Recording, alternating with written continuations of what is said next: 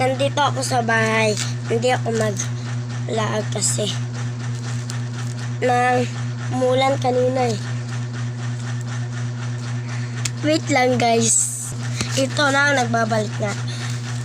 Meron akong sticker. Kita nyo? Guys, tsoda kayo na siya guys. Kita nyo, tsoda kayo siya. Asan, sulapin dito.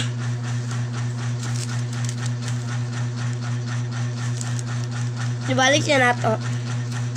Naka siya guys, so gusto mo ginani. 1K para maka-like mo, maka-comment, bigyan ko. Maka-heart. Bibigyan ko ha. Hindi ako Ito po siya guys. Tsaka kayo siya guys. And, sino mag-comment ka dito sa akin ngayon dayon. Bigyan ko ng care. Bye-bye. Bye-bye. Magulat lang kayo ng part 2. Bye-bye. Thank you. Thank you sa pag-like and share, pag-comment.